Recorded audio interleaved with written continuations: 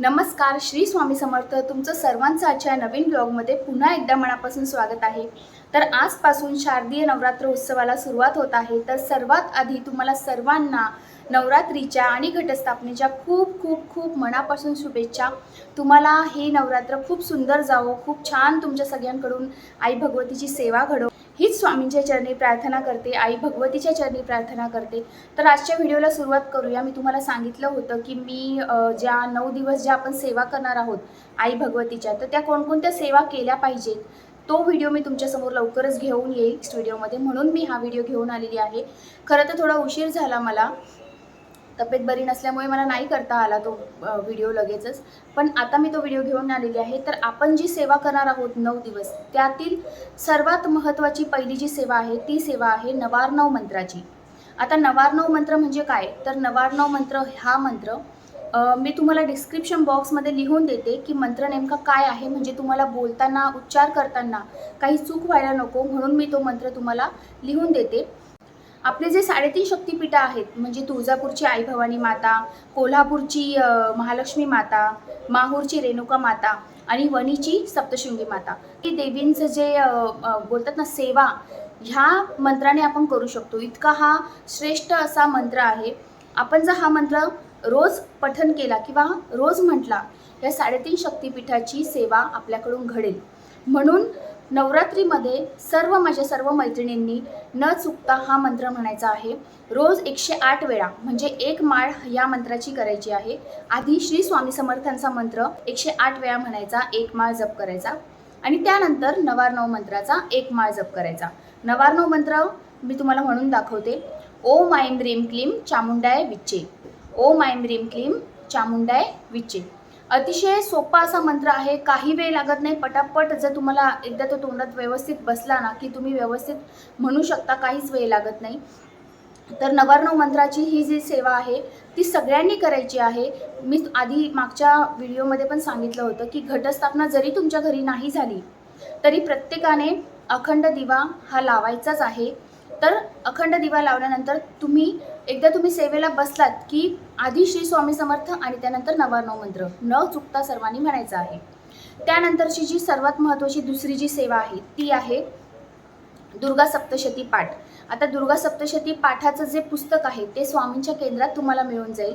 तुमच्या कोणत्याही जवळच्या स्वामींच्या केंद्रात जा, तुम्हाला हे पुस्तक मिळून जाईल. मी तुम्हाला दाखवते कोणतं पुस्तक आहे. हे बघा, हे ते पुस्तक आहे. आता हा फ्रंट कॅमेरा आहे, तुम्हाला उलटं दिसत असेल, पण हे पुस्तक मी फार वर्षांपूर्वी घेतलं होतं. मला वाटतं 10-12 वर्ष झाले असतील याला. तर फार जुनं पुस्तक आहे. आता मे बी थोडंसं चेंज झालेलं असेल, पण हे जे पुस्तक आहे हे एकदम सुंदर, हे जे पाठ आहे हा अतिशय सुंदर आहे. प्रत्येकाने एकदा तरी हा पाठ करावा. दुर्गा सप्तशतीचा जो पाठ आहे तो एकूण 14 पाठ करायचे असतात. म्हणजे जर तुम्ही 14 पाठ केले तर तुम्हाला नवचंडी केल्याचं पुण्य मिळतं. तर आता आजच्या धकाधकीच्या जीवनात प्रत्येकाला तेवढं शक्य नाही आहे, तर माझी अशी तुम्हाला सर्वांना विनंती आहे की निदान तुम्ही एक पाठ तरी करा. आता एक पाठ म्हणजे काय, तर हे जे पुस्तक आहे यामध्ये एकूण 13 अध्याय आहेत.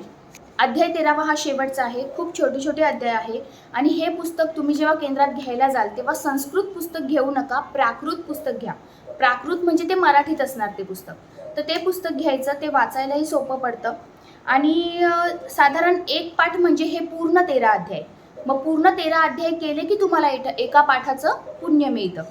तर हा पाठ कसा करायचा आहे, तर हे जे पुस्तक आहे यामध्ये मी तुम्हाला सांगितलं एकूण 13 अध्याय आहेत. पण डायरेक्टली एका अध्याय क्रमांक 1 पासून आपल्याला सुरुवात करायची नाही आहे. आपण सर्वात आधी श्री दुर्गाष्टोत्तर नामस्तोत्र पान क्रमांक 14 पासून सुरुवात करायची आहे. म्हणजे आधी आपल्याला श्री दुर्गाष्टोत्तर नामस्तोत्र वाचायचं आहे. मग देव्या कवचम आहे ते वाचायचं आहे.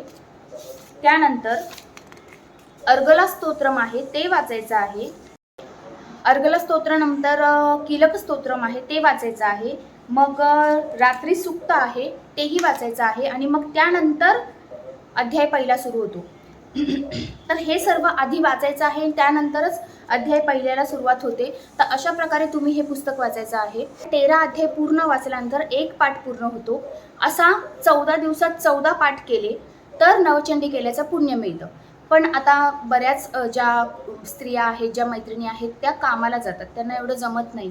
तर तुम्ही एक पाठ तर ॲटलिस्ट करू शकता ना. एखाद दिवशी तुम्हाला जेव्हा वेळ असेल, साधारण एक पाठ करायला 1.5 ते 2 तास लागतात. एकदा बसल्यावर पूर्ण पाठ वाचायला, आणि अध्याय अतिशय छोटे छोटे आहेत, लगेच वाचून होतं आणि खूप सुंदर आहे. वाचताना अक्षरशः अंगावर काटा येतो. म्हणजे आई भगवतीने कोणकोणते राक्षसांना कशाप्रकारे त्यांना शिक्षा दिली आणि सर्व ती ती पूर्ण माहिती त्या पुस्तकामध्ये आहे. खूप सुंदर पुस्तक आहे. जेव्हा तुम्ही वाचाल तुम्हाला स्वतःलाच खूप आवडेल हे पुस्तक. आणि एकदा अनुभव घ्या, दुर्गा सप्तशती नक्की वाचून बघा. ज्यांना एकाच बैठकीत 13चे 13 पाठ करणं जमणार नाही, त्यांनी रोज 1 किंवा 2 पाठ केले तरी चालेल. म्हणजे रोज 2 अध्याय वाचायचे. अशा प्रकारे 9 दिवसाच्या आतच तुमचे जवळजवळ 7 दिवसात तुमचे दोन्ही एक पाठ पूर्ण होईल. तर माझी अशी कळकळीची विनंती आहे माझ्या सर्व मैत्रिणींना, की तुम्ही एकदा नक्की दुर्गा सप्तशतीचं पठण करा. रोज तुम्हाला 2च अध्याय वाचायचे आहे. आधी नवार्णव मंत्र म्हणायचा. नवार्णव मंत्र झाल्यानंतर तुम्हाला रोज 2 अध्याय वाचायचे आहेत. आणि तुम्ही जर वाचलं हे पुस्तक तर तुम्हाला स्वतःला काय अनुभव येतो हे तुम्ही मला सांगा. खूप सुंदर आहे. आई भगवतीची सगळ्यात उच्च कोटीची ही सेवा आहे, सगळ्यात प्रभावी अशी सेवा आहे. तर नक्की करून बघा. भगवतीची ही चरित्राचं गुणगान आपल्याला गायचं आहे. 9 दिवस आई भगवतीच्या चरित्राचं गुणगान केल्याने आई भगवती आपल्यावर नक्कीच प्रसन्न होणार आहे. आणि आई भगवतीची सर्वात उच्च कोटीची सेवा असल्यामुळे ही सेवा केल्याचं समाधानही आपल्याला नक्कीच वाटणार आहे. तर मला माझ्या सर्व मैत्रिणींना कळकळीची विनंती आहे, एकदा तरी दुर्गा सप्तशतीचं पारायण करा, पाठ करा. तिसरं महत्त्वाची सेवा म्हणजे कुंकुमार्चन. कुंकुमार्चन कसं करायचं आहे तर मी शॉर्टमध्ये सांगते, नाहीतर व्हिडिओ खूप मोठा होऊन जाईल. आपण सर्वांनी देवघटी बसवलेली आहे, त्यामुळे अर्थातच आपला देवीचा जो टाक आहे तो आपण घटी बसवला असेल.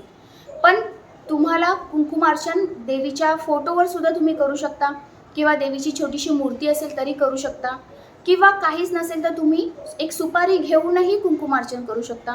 शेवटी आपल्या मनाचा भाव, आपण किती प्रेमाने किती मनापासून सेवा करतो हे जास्त महत्त्वाचं आहे.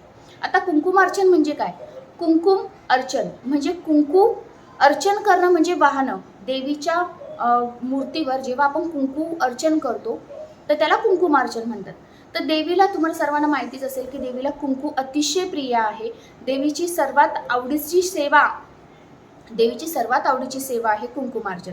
त्यामुळे एकदा तरी माझ्या सर्व मैत्रिणींनी कुंकुमार्चन नक्की करा. तर कुंकुमार्चन कसं करायचं तर काय नाही, दिवा आधी प्रज्वलित करायचा. एखाद्या स्वच्छ ताटलीमध्ये, प्लेटमध्ये तुम्ही देवीचा टाक तर घटी बसवला असेल, त्यामुळे देवीची मूर्ती, फोटो किंवा श्रीयंत्र ज्यांच्याकडे असेल त्यांनी श्रीयंत्रावर कुंकुमार्चन करायचं आहे. श्रीयंत्र असेल तर सर्वात उत्कृष्ट, तर त्याच्यावरच कुंकुमार्चन तुम्ही करू शकतात. आधी जी आपली श्रीयंत्र आहे ते स्वच्छ करून ते ताटलीमध्ये ठेवायचं आहे, दिवा प्रज्वलित करायचा आहे. आणि मग त्यानंतर हळूहळू ह्या मधली ही जी 2 बोटं आहेत, ह्या 2 बोटांनी आपल्याला कुंकू श्रीयंत्रावर हळूहळू करत व्हायचं आहे. आणि हे वाहताना 16 वेळा श्रीसूक्त म्हणायचं आहे. 15 वेळा श्रीसूक्त म्हणताना फलश्रुती म्हणायची नाही, आणि 16व्या वेळीच फलश्रुती म्हणायची आहे. जेव्हा तुम्ही फलश्रुती म्हणाल तेव्हा कुंकुमार्चन करायचं नाही. तुम्ही फलश्रुती म्हणत असाल तेव्हा कुंकुमार्चन थांबवायचं आहे. हात जोडून तुम्ही बसू शकता. तर अशा प्रकारे तुम्ही कुंकुमार्चन करू शकता.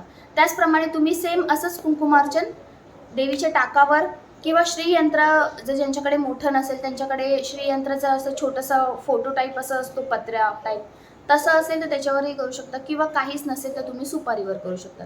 पण 9चे 9 दिवस ज्यांना जमेल त्यांचे फारच उत्कृष्ट आहे. पण नसेल जमत एखादा वेळेला तरी तुम्ही करा.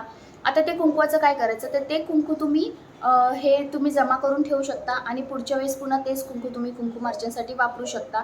आणि ते देवीवर वाहिलेलं कुंकू आहे, त्यानंतर श्रीयंत्रावर वाहिलेलं कुंकू आहे, त्यामुळे तो अतिशय त्यावर देवीची, म्हणजे देवीवर वाहिलेले म्हणजे देवीचं तत्व त्यामध्ये निर्माण झालेलं आहे. त्यामुळे ते मिस्टरांना कपाळी कामाला जाताना कुंकू ते लावू शकता, किंवा स्वतःही रोज लावू शकता कपाळाला. तर ही केंद्रात सांगितली जाणारी आणि देवीची आवडती अशी, अतिशय उत्कृष्ट अशी देवीची आवडती अशी सेवा आहे. तर नक्की एकदा तरी कुंकुमार्चन करा. चौथं आहे, ज्यांना काहीच जमत नाही, ज्या स्त्रिया ऑफिसला जातात, ज्यांना कोणतीही सेवा जमणार नाही आहे, त्यांनी नवार्णव मंत्राची सेवा करायची. ते मी आधीच सांगितलं आहे. 1 माळ श्री स्वामी समर्थ जप, आणि त्यानंतर नवार्णव मंत्राचा 1 माळ जप, आणि त्यानंतर हे असं एक माझ्याकडे छोटंसं पुस्तक आहे, हे तुम्हाला हे मिळेल. श्री दुर्गा स्तोत्र नावाचं हे पुस्तक आहे. यामध्ये दुर्गा स्तोत्र आहे, कीलक स्तोत्र आहे, देवी कवच आहे आणि अर्गला स्तोत्र आहे आणि कुंजिका स्तोत्रम आहे. आता ही सर्व स्तोत्र तरी ॲटलिस्ट तुम्ही रोज 9 दिवस वाचा. समजा ही स्तोत्र ही तुम्हाला वाचायला वेळ नसेल तर कुंजिका स्तोत्र न विसरता प्रत्येकाने वाचायचं आहे. नवार्णव मंत्र आणि कुंजिका स्तोत्र हे 2 सेवा तर तुम्हाला जमतील. स्वामींचा मंत्र तर आपण रोजच म्हणतो, एक माळ. तर स्वामींचा मंत्र केल्यावर लगेच एक माळ नवार्णव मंत्र आणि एकदा कुंजिका स्तोत्र. असं म्हणतात ना, पुस्तकात पण लिहिलेलं आहे, कुंजिका स्तोत्र पाठ मात्रेन दुर्गा पाठ फलम लभेत. म्हणजे तुम्ही फक्त कुंजिका स्तोत्र जरी रोज वाचलं तरी तुम्हाला दुर्गा पाठाचंच फळ मिळणार आहे. त्यामुळे जर काहीच वेळ नसेल तर निदान एवढी तरी सेवा नक्की करा. आणि हो, कलश स्थापन करायला विसरू नका. सर्वांनी केलाच असेल, पण ज्यांनी नसेल केला त्यांनी घटस्थापनेच्या दिवशी म्हणजे आजच्या दिवशी दिवसभरात कधीही केला. समजा सकाळी नाही जमलं किंवा तुम्ही विसरलात, संध्याकाळी करा, पण कलश स्थापन नक्की करा. कलश स्थापन कसा करायचा आहे ते सर्वांना माहितीच आहे, काही त्याच्यात वेगळं नाही आहे. नेहमीप्रमाणेच आपल्याला कलश स्थापन करायचा आहे. आधीचा नारळ तुम्ही वाहत्या पाण्यात विसर्जित करू शकता. नवीन नारळ घ्यायचा आहे, विड्याची पानं ठेवायची आहे. नसतील विड्याची पानं तर आंब्याची पानंही चालतील. तर अशा प्रकारे आजचा हा जो व्हिडिओ होता तो पूर्ण सेवेबद्दल होता. कमीत कमी ह्या तरी सेवा आपल्या ह्या 9 दिवसामध्ये झाल्या पाहिजे, जेणेकरून आई भगवतीची कृपा, आपल्या कुलदेवतेची कृपा आपल्या सर्वांवर व्हावी. यासाठी प्रत्येक कुलस्त्रीने ह्या सेवा करायला हव्या. मला माहिती आहे आपण म्हणतो, पण आपल्याकडे एवढा वेळ नसतो की सगळ्या सेवा आपण करू शकत नाही. प्रत्येकाचं आजचं धकाधकीचं आणि धावपळीचं आयुष्य झालेलं आहे. प्रत्येकाला एवढा वेळ नाही एवढ्या सगळ्या सेवा करत बसायला. पण सॅटर्डे संडे वगैरे, एखादा रविवार वगैरे तुम्हाला सुट्टी मिळाली तर तेव्हा तुम्ही आवर्जून एखादी तरी आई भगवतीची सेवा करा. बघा, वर्षभरामध्ये आपण हे 9 दिवसच आई भगवतीची सेवा करत असतो. परत वर्षभर कोणाला एवढा वेळ पण नसतो. आणि खरं तर रोजच कुलदेवतेची सेवा करायलाच हवी आपण. पण निदान हे 9 दिवस तरी आपल्याला आई भगवतीची जास्तीत जास्त सेवा करायला हवी आणि तिची कृपा आपण प्राप्त करून घ्यायला हवी. बघा, आपल्या आयुष्यामध्ये अनेक अडचणी असतात. आपली मुलं बाळा नीट अभ्यास करत नाही, किंवा पैशाच्या अडचणी असतात, किंवा तब्येतीच्या तक्रारी असतात. मुलं शिकलेली आहेत पण नोकरी मिळत नाही, नोकरी आहे पण लग्न होत नाही, लग्न झालं पण मूलबाळ होत नाही. अनेक अडचणी असतात. मग ह्या ज्या अडचणी आहेत त्या आपल्या कुलदेवतेच्या सेवेने आपण दूर करू शकतो. तर तुम्ही नक्कीच स्वतः ह्या सर्व सेवा करा आणि तुम्हाला काय अनुभव येतो हे तुम्हाला स्वतःलाच समजेल. मला नक्की कमेंट करून कळवा की तुम्हाला काय अनुभव आला आई भगवतीच्या सेवेचा. 9 दिवस नक्की सेवा करा. 9 दिवस आपल्याला वाया घालू द्यायचे नाही आहेत. ज्याप्रमाणे आपण दरवर्षी आई भगवतीची ओटी भरतोच ना, आपण चुकवतो का? एक वर्षी तरी आपण एक तरी मंदिरात जातो, आई भगवतीच्या देवीच्या एखाद्या तरी मंदिराला भेट देतो आणि आपण ओटी देतो का? कारण आपण असा विचार करतो, अरे आपण वर्षभर तर आई भगवतीला किंवा देवीला एकही ओटी देत नाही, तर आपण म्हणजे नवरात्रीत तरी आपण ओटी भरायला हवी देवीची, म्हणून आपण ओटी भरतो ना. ते चुकवतो का आपण? नाही. प्रत्येक स्त्री एकदा तरी नवरात्रीमध्ये जाऊन एका तरी देवीची ओटी भरते. काही माझ्या मैत्रिणी आहेत त्या तर 5 देवींना 5 मंदिरात जातात आणि 5 ओट्या भरतात. मग आपण एवढी तर सेवा करू शकतो ना. जसे आपण ओटी भरणं नाही चुकवत, त्याचप्रमाणे ही पण एक सेवा करा. आई भगवतीची कृपा तुमच्या सर्वांवर राहो, तुमच्या कुलदेवतेची ही कृपा तुमच्या सर्वांवर राहो आणि हे नवरात्र तुम्हाला सगळ्यांना खूप सुंदर आनंदात जाओ, हीच मी स्वामींच्या चरणी प्रार्थना करते. पुन्हा भेटू अशाच एका सुंदर ब्लॉगमध्ये. तोपर्यंत श्री स्वामी समर्थ.